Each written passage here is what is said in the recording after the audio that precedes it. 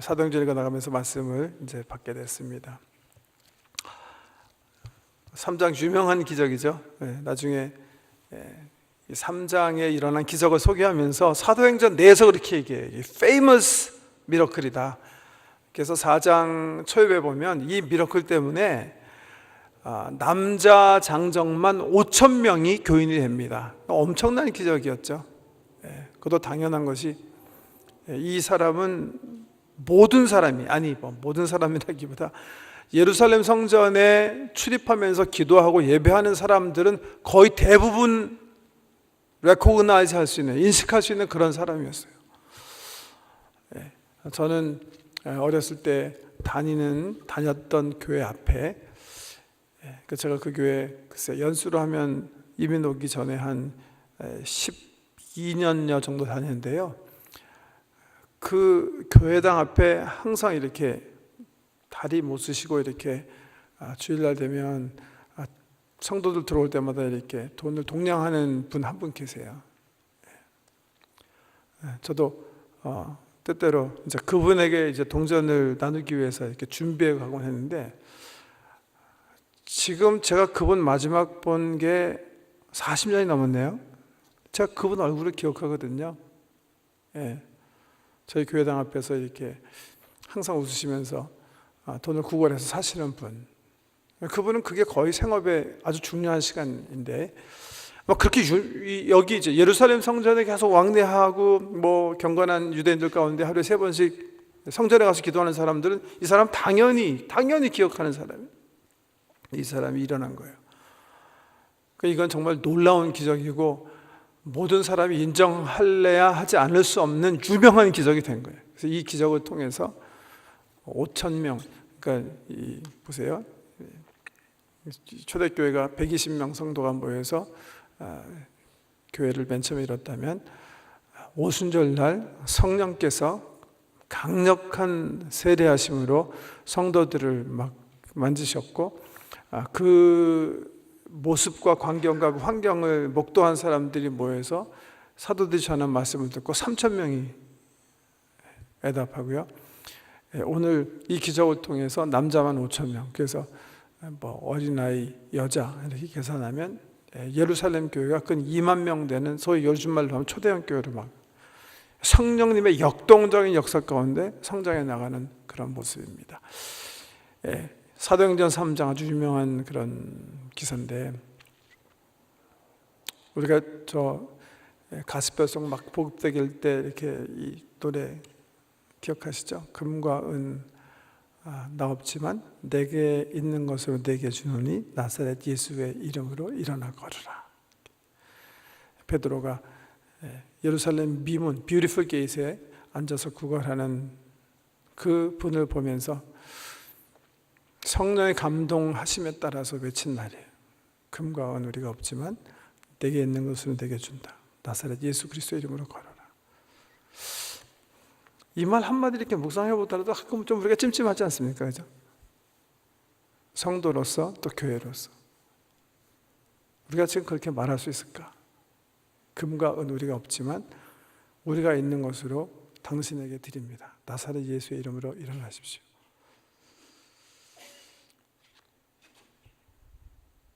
정말 어떤 분이 정말 오래전에 비평한 대로 금과 은은 없는데 능력이 없는 성도가 되지 않았는지 살펴봐야 되지 않을까요? 그런 교회가 우리들의 교회가 아닌가, 우리가 한번 반성해 봐야 되지 않을까요? 권능과 재물, 이 컴비네이션 생각하면 4가지가 가능하죠. 재물도 있고 권능도 있는 성도나 교회.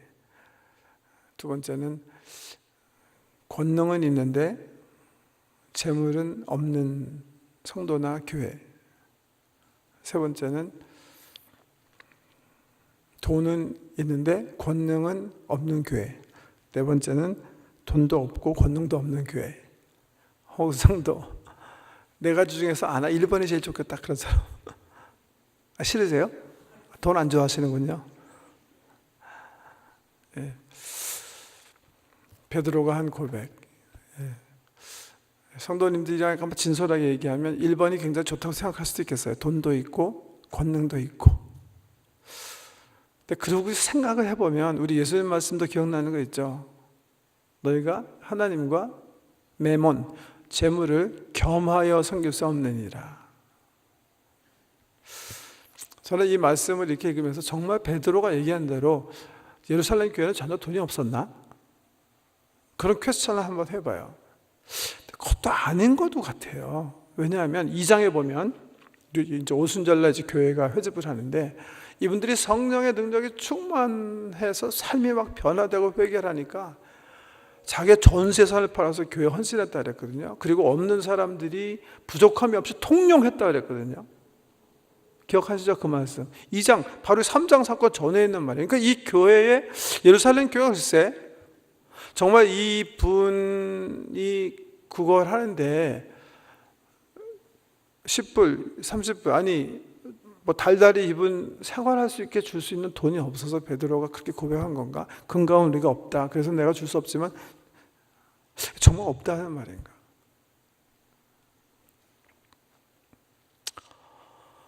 저는 이곳에 또 하나의 숨겨진 중요한 어떤 진리가 있다고 생각해요. 우리 교회의 핵심 사역은 어떻게 생각하면 요즘 현대인들이 특별히 우리 젊은 사람들이 그렇게 많이 한다고 하는데, 예, 저는 구제 열심히 해야 된다고 생각합니다.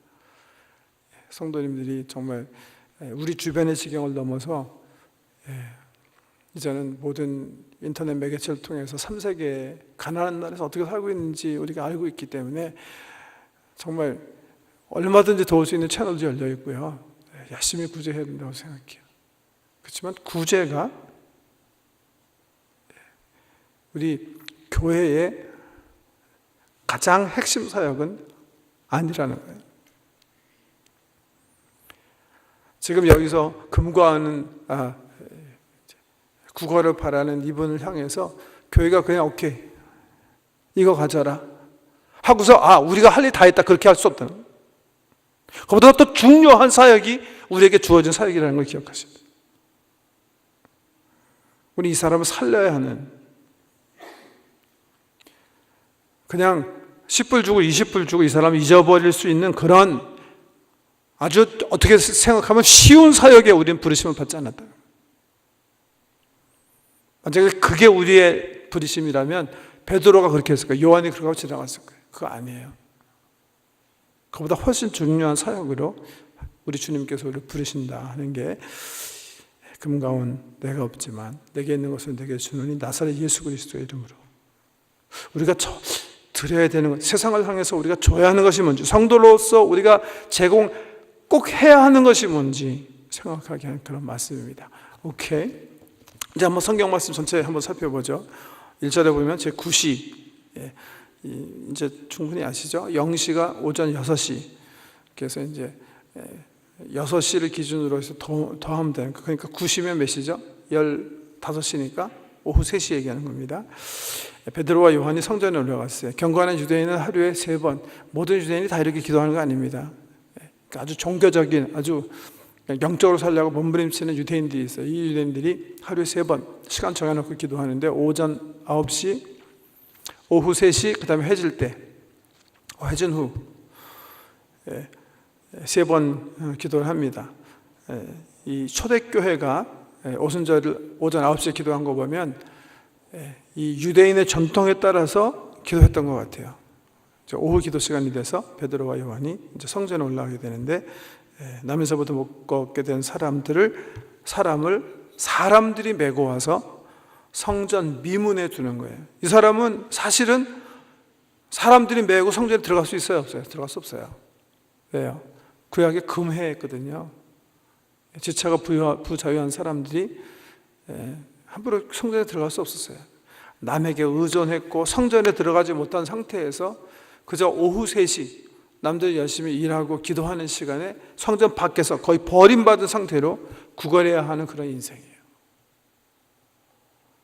자기가 하던 습관대로 사람이 지나가니까 이 사람 내가 누군지 모르고 손을 벌려서 구걸하는 거예요. 5불, 10불, 1불, 2불 그 소망을 가지고 손을 벌리고 있는데 두 사도가 이 사람이 생각하지 못한 일을 펼치는, 뭐 이 사람이 잘한 거 있어서 그런 거 아니에요. 여기 어떤 학자들은 여기 베드로와 요한이 더불어 주목해서 봤다, 아주 굉장히 중요한 단어다 이렇게 지적합니다.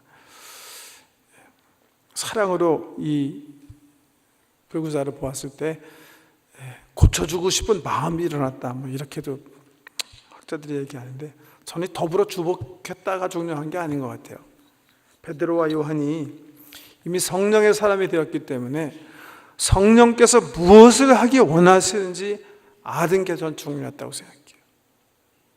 이 두 사람은 분명히 알았어요. 여러분, 베드로와 요한 주변에 이 다리 쓰지 못한 분이 이 한 사람뿐이었겠습니까? 그렇지 않았을 거예요. 근데 베드로와 요한 이날 하나님께서, 우리 성령님께서 이 분을 고치실 거라는 사실을 확신한 거예요. 이 사람의 눈을 뚫어져, 이 사람의 눈을 주목해서 보면서 성령의 인도하심을 베드로와 요한은 감지한 게 틀림없어요. 그래서 그 인도하심에 따라 예수 그리스도의 이름으로 선포하는 거예요. 금과 은 내게 없지만 내게 있는 것을 내게 주노니 나사렛 예수 그리스도의 이름으로 일어나 걸으라. 그리고 오른손을 잡아서 일으켰는데, 그 다음에 누가가 정말 본업이 의사라고 그러죠. 그 의사다운 표현을 하고 있어요. 발과 발목에 이 곧 힘을 얻고 뛰어서 서서 걸으며 그들과 함께 성전으로 들어가며 걷기도 하고 뛰기도 하고 하나님을 찬송하더라. 한순간에 이 사람의 인생이 바뀌는 거죠. 성전에 들어가지도 못하고 다른 사람에 의해서 성전 미문, 성전 바깥쪽에 남들은 기도해야 하는 그 시간에 살아남기 위해서 동전 구하는 이런 의존적인 인생인데, 하나님의 능력이 그와 함께 하니까 치유받고 완전히 딴 사람이 돼서 자기 스스로의 힘으로 뛰기도 하고 걷기도 하고 성전 깊숙이 들어가서 여호와 하나님을 찬양하는 그런 삶을 살게 되었다. 근데 이제 3장이요. 그렇게 일어난 유명한 기적을 딱 기록한 다음에, 그 다음에 이 누가가 어떤 데 관심을 두고 이 기사를 풀어나가셨는가 보세요.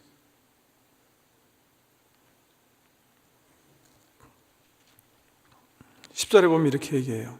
9절부터 모든 백성이 그 걷는 것과 하나님을 찬송함을 보고 그가 본래 성전 미문에 앉아 구걸하던 사람인 줄 알고 그에게 일어나는 일로 인하여, 그 다음에 심히 놀랍게 여기며 놀라니라. 사람들의 반응을 얘기하는 거죠. 그죠? 지금 믿을 수 없는 엄청난 사건이 이들 앞에서 벌어졌어요. 그 사람들의 반응은 뭐예요? 심히 놀라고 놀랍게 여기니라. 엄청나게 놀라고 그냥 이게 웬일인가? 그런 아주 그냥 관심이 집중될 때, 그때 다 베드로가 뭐 하는 거예요? 다른 거 아니에요. 전도하는 거예요, 전도. 그 기적의 이유, 의미를 설명하는 거예요. 왜요? 복음은 그 기적에 있지 않기 때문에 그러는 거예요. 그 표적이, 그 사인이 포인트하는 그 무엇에 있기 때문에 설명하는 거예요. 이 기적이 지금 사람들 속에서 불러일으킬 수 있는 것은 놀라움이에요. 이 사람들 하여금 이 기적을 사모해야 되겠다 하는 데서 그쳤다면 이 기적은 실패하는 기적이에요. 왜 이런 기적이 일어날 수 있을까 생각하면서 그 기적의 원천인 생명의 주인을 발견하는 데 이 기적의 목적이 있거든요. 그러니까 사람들이 이 기적 앞에서 엄청나게 놀랄 때 베드로가 그 기회를 놓치지 않고 어떻게 해요? 그 기적의 의미, 그 기적이 일어난 이유를 설명하는 거예요. 그게 11절부터 이제 나와 있는데요. 나은 사람이 베드로와 요한을 붙잡으니 모든 백성이 크게 놀라며 달려나아가 솔로몬의 행각이라 불리우는 행각에 모였거든요. 솔로몬 광장 얘기하는 겁니다. 광장. 베드로가 이것을 보고 백성에게 이르되 이스라엘 사람들아, 이 일을 왜 놀랍게 여기느냐? 우리 개인의 권능과 경건으로 이 사람을 걷게 한 것처럼 왜 우리를 주목하느냐? 굉장히 중요한 말이죠, 그죠? 특별히 누가복음과 사도행전에서 너무 중요한 말입니다. 여러분, 우리가 성령의 능력으로 사역해야 된다. 성령의 권능을 받아야 된다. 성령 세례 받아서 우리가 전도할 수 있어야 된다. 세상을 향해서 담대하게 이겨나갈 수 있어야 된다. 그렇게 말하면 뭔가 좀 찜찜한 게 있죠. 양심 있는 사람들이 주로 그렇게 많이 생각하잖아요. 내가 그래도 양심이 있는데 이게 뭔가 좀 내 어떤 그 죄를 뭔가 좀 청산한 다음에 이런 일이 나한테 있기를 소망하거나, 최소한 더 능력을 구하기 전에 뭔가 우리 좀 이렇게 고치고 변화되고 변화돼야 내 경건 속에서 뭔가 능력이 나타나지 않겠는가. 디모데전서에서 바울이 얘기한 것처럼, 우리 말세 정말 힘없는 크리스찬을 바울이 얘기하면서 뭐라 그랬어요? 경건의 모형은 있지만 경건의 능력을 잃은 사람. 그 표현에 딱 묶여가지고, 이거는 이런 능력들은, 이런 사역들은 예수님께 그 교회 안에서 경건한 삶을 사는 특정 소수에게 국한된 일일 것이다, 그렇게 생각하는 게 맞습니까? 틀립니까? 최소한 누가 사도행전 관점에서는 잘못.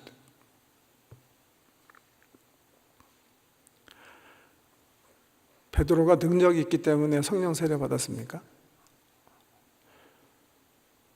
그분이 예수 그리스도를 끝까지, 그래도 다른 사람 다 배반하는데 끝까지 안 버티고 정말 죽음의 위협을 무릅쓰고 예수를 소했기 때문에 그 상으로 성령 세례 받았나요? 아니에요. 하나님의 은혜를 조차 믿음으로 받은 거예요. 약속을 붙잡았기 때문에 받은 거예요. 베드로도 실패했고 요한도 실패했어요. 예수 그리스도를 버리는 아주 중요한 죄를 범했다고요. 그럼에도 불구하고 하나님의 은혜를 쫓아 하나님의 말씀의 약속을 붙잡았기 때문에 이분들이 성령의 능력으로 이런 사역을 하는 거예요. 여기 밝히는 거예요. 우리 개인의 권능과 경건으로 이 사람을 걷게 한 것처럼 왜 우리를 주목하느냐. 보통 사람들이 생각하는 거죠. 보통 사람들은 그렇게 생각해요. 어떤 기적이 일어나거나 표적이 일어나면 뭔가 저 사람 속에 뭐가 있을 것이다, 그렇게 생각하는 거죠. 사실 그 생각 때문에 아무것도 안 일어나는 거죠. 보통 여기 average people처럼 저 사람의 경건, 저 사람의 권능이 이런 일을 가능하게 했을 것이다, 그렇게 생각하는 것. 굉장히 복음적인 것 같지만 가장 비복음적인 판단입니다. 사람 속에는 능력도 없고 경건도 없습니다. 하나님께서 기적을 일으키실 때는 마른 막대기 가지고 일으키시는 거예요. 모세에게 너 지팡이 가지고 홍해 가리켜라. 능력은 모세 손에 있는 것도 아니고 모세 머릿속에 있는 것도 아니고 모세 막대기에 있지 않습니다. 지팡이에 있지 않습니다. 하나님의 권능입니다. 하나님의 말씀을 믿고 순종하는 자에게 이런 역사가 펼쳐지는 줄 믿으시기 바랍니다. 그 설명한 거고요. 13절에 보면 본격적으로 이제 이 기적을 사람들 앞에서 성령님께서 행하신 이유를 베드로가 설명해 주는 거예요. 아브라함과 이삭과 야곱의 하나님 곧 우리 조상이 하나님이 그의 종 예수를 영화롭게 하셨느니라.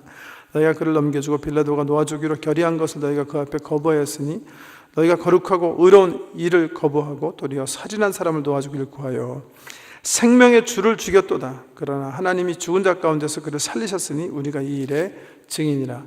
이 이름을 믿음으로 그 이름이 너희가 보고하는 이 사람을 성하게 하였나니 예수로 말미암아 난 믿음이 너희 모든 사람 앞에서 이같이 완전히 낫게 하였느니라. 16절이 그러니까 가장 중요한 말씀이 되겠죠. 다시 한번 이 이름을 믿음으로 그 이름이 너희가 보고 아는 이 사람을 성하게 하였나니 예수로 말미암아 난 믿음이 너희 모든 사람 앞에서 이같이 완전히 낫게 하였느니라. 아멘. 우리들의 경건도 아니고 내 속에 능력이 있어서 그런 것도 아니고 우리가 믿는 예수 그리스도 나사렛 예수의 이름이 그 권능이 그 권능만이 우리를 치유할 수 있는 능력이다 하는 그런 고백입니다. 그 복음을 선포한 다음에 왜 당신들 앞에서 이런 일을 성령님께서 하셨나를 이제 설명하는 거예요. 17절에는 이제 회유라고 할 수 있는, 형제들아 너희가 알지 못하여 그리하였으며 너희 관리도 그리한 줄 아노라. 너희가 예수 그리스도를 가장 참혹한 십자가형에 내어줬는데 너희가 그때는 모르고 예수가 정말 하나님의 아들인지 모르고 너희가 그랬다. 너희뿐만이 아니라 너희와 동조한 관리들도 무지 때문에 예수 그리스도를 십자가에 내어줬다. 그러나 18절 하나님이 모든 선지자 입을 통하여 자기의 그리스도께서 고난받으실 일을 미리 알게 하신 것을 이와 같이 이루셨느니라. 그러나 이런 모든 것은 하나님 계획 속에 된 것이다. 그렇게 얘기한 다음에 19절 근본적인 이유가 뭐예요? 그러므로 너희가 먼저 회개하고 돌이켜 너희 죄 없이 함을 받으라. 이같이 하면 새롭게 되는 날이 주 앞으로 이를 것이요. 이게 바로 이분들 앞에서 성령께서 기적을 베푸신 이유예요. 이게 핵심이에요. 이게요. 기적의 핵심이에요. 왜 하나님께서 날 때부터 걷지 못하는 사람을 일으켜 세워서 모든 사람으로 하여금 놀라운 일이 펼쳐진 것을 알게 했는가? 이제는 자기 스스로가 주인된 삶을 버리고 회개하고 내가 잘못했구나. 우리 삶의 주인, 생명의 주인은 내가 십자가에 못 박인 예수구나. 그렇게 턴어라운드 하게 하기 위해서 그렇게 하셨다는 거예요. 턴어라운드 하게 하기 위해서. 그러면서 20절 이하에는요, 회개를 얘기하면서 오케이, 지금까지 너희가 몰라서 그런 범죄를 했지만 지금은 너희 앞에 이런 일이 벌어졌고 너희에게 진리가 먼저 나타났기 때문에 하면서 선지자들 인용해서, 특별히 모세 인용해서 아주 강한 경고를 해요. 회개를 지금 하라고 했는데 회개하지 않았을 경우에 어떤 일이 벌어지는지를 23절에 보면 22절 모세가 말하되 주 하나님이 너희를 위하여 너희 형제 가운데서 나 같은 선지자 하나를 세울 것이니 너희가 무엇이든지 그의 모든 말을 들을 것이라. 누구든지 그 선지자의 말을 듣지 아니하는 자는 백성 중에서 멸망받으려 하였고, 이건 또 무서운 경고이기도 하죠. 그죠? 은혜가 너에게 임했어요. 회개하기 위해서, 회개케 하기 위해서 하나님께서 은혜를 베풀어 줬어요. 그 구원의 초청의 손길을 잡으면 살지만 이 손을 거부하면 너희는 반드시 멸망하리라. 이 복음입니다. 이 복음입니다. 예수 그리스도를 통해서 하나님의 사랑이 너희에게 전파되고 초청의 기회가 너에게 주어졌으니까 잡으라는 거예요. 빨리. 그렇지 않게 될 경우에 너희는 하나님 백성 중에서 끊임을 받으리라. 복음입니다. 정리하면요, 보세요. 기적, 오늘 이제 기적인데, 요한복음에 보면 요한이 여러 가지 이제 예수님께서 일으킨 기적을 얘기하면서 미러클이라고 하지 않고 사인이라고 그래요. 사인, 표적이다 이렇게 표현하는데, 요한복음은 다른 어떤 복음서보다도, 다른 어떤 성경책보다도 이제 나중에 쓴 책이라 정말 성숙한 교회 신학 이해가 가장 잘 표현된 그런 글이다, 그렇게 볼 수가 있는데요. 기적을 사인이라고 했다. 사인. 사인이라는 의미를 잘 생각하셔야 돼요. 쉽게 설명을 하면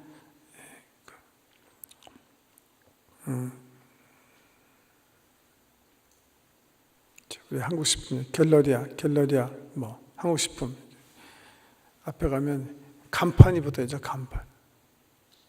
한국식품 갤러리아 이렇게 한국말 써요. 그건 뭐라 그러죠? 사인판이다 그래요. 이게 사인이 판에 붙어있다. 사인판. 이 사인이 지칭하는 건 뭐예요? 요 밑으로 들어오면 좋은 음식들을 구입할 수가 있다는 그 표시잖아요.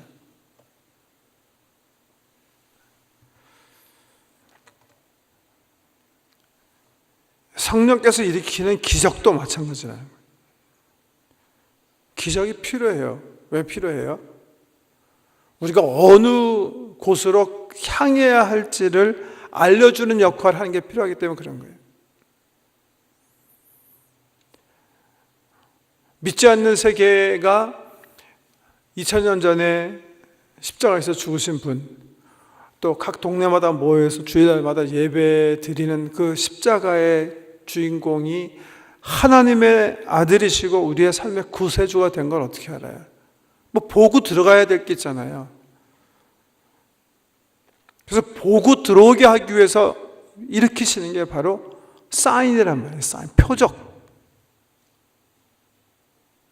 그렇지만 또 한 가지 중요한 거 있죠. 표적은 복음 자체는 아니에요. 복음을 이렇게 포인트하는, 지적하는 역할을 할 뿐이지 그게 복음은 아니란 말씀이죠. 이해가 되시죠?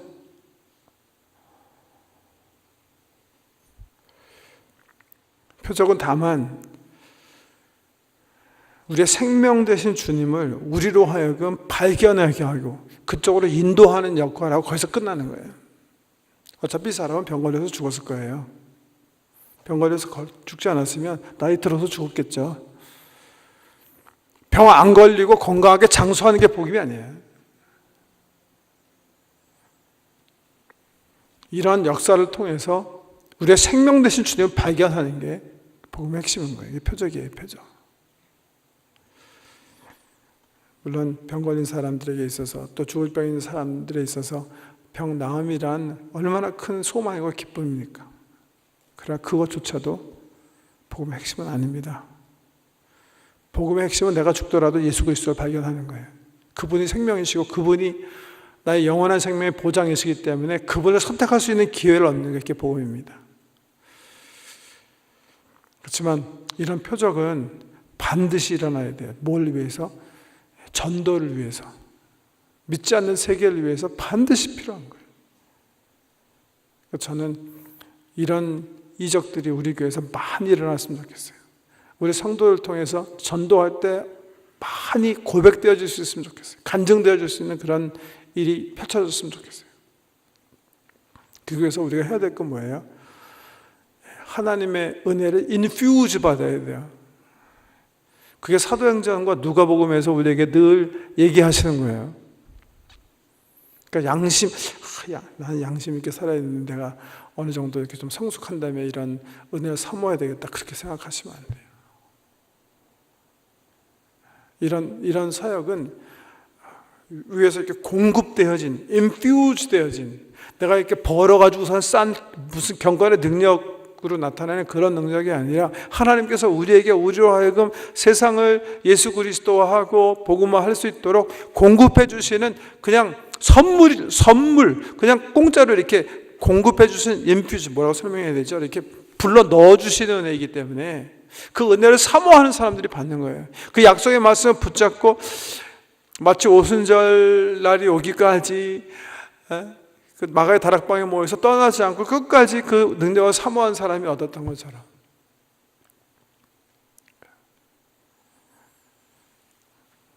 그럴 때 우리 가운데 이런 하나님의 역사하심이 나타나게 될 줄 믿습니다. 우리 사도행전 지난주 주일날 서론 부분을 말씀하면서 우리 사도행전 공부하면서 다른 것보다도 이론적으로 사도행전 이해하는 것도 중요하지만 더 중요한 것은 우리 각자 한 사람 한 사람이 성령의 충만케 하시는 은혜로 채워져서 주님 원하시는 대로 세상의 증인으로서 살아가는 삶이다. 능력으로 세상을 새롭게 하는 그런 삶이다. 이렇게 말씀드렸는데, 이게 이제 사도들의 삶을 통해서 오늘 3장에서 우리가 그냥 묵상을 통해서 봐야 되는 거예요. 여기서 무슨 교리화할 무슨 그런 것 중요하지 않아요. 역사서이기 때문에 그냥 성령이 충만한 사람들 속에서 성령께서 어떻게 일하시면서 하나님의 나라를 세워 나가시는가, 이걸 그냥 이렇게 바라보실 수 있으면 이렇게 전 사도행전 성경 공부라고 생각해요. 이 성령의 역사는 지금도 계속 우리 가운데 나타나야 될 역사고요. 그러니까 믿음으로 또 기도들도 하셔야 돼요. 내가 나가서 내 친구들, 내 믿지 않는 세상에 나가 전도하는데 기도할 기회가 있으시면 놓치지 마세요. 내 안에 계신 성령님, 이 자매를, 이 형제를 당신의 치유의 광선으로 치유하시고 이 형제로 하여금 하나님께서 얼마나 이 형제를 사랑하는지 알게 하십시오. 자신을 가지고 축복하고 안수하고 기도하세요. 성령의 능력으로 성령께서 하나님 나라를 세워나가시는 그 행전이 바로 사도행전이에요. 말씀드린 것처럼 또 베드로가 자기 입으로 고백한 것처럼 이게 무슨 베드로가 우리보다 탁월한 삶을 살았고 공부 많이 했고 훈련 많이 받았고 능력이 있고 그래서 그런 거 아니라 헌신 많이 했고 그런 거 아니라 그런 경험 그런 수련 그런 훈련 때문에 그런 게 아니라 나사렛 예수 그리스도의 이름이 능력이 있고 그분이 계획대로 하나님 나라를 세워나가기 때문에 이런 일이 펼쳐진다는 거예요. 더 깊이 있게 우리 성령님과 교제하면서 정말 베드로와 요한처럼 이러면 더 좋겠죠. 성령이 정말 하시는 일을 우리의 영안이 활짝 열려서 확실하게 보면서 실수하지 아니하고 사용되어지는 기쁨을 주는데 얼마나 큰 영광이겠습니까? 이성복 목사님 아시죠? 글쎄 저는 개인적으로 뵌 적은 없지만 우리 한국 초대 우리 부흥 시절에 유명한 목사님이신데 목사님께서 이 말씀 읽으시고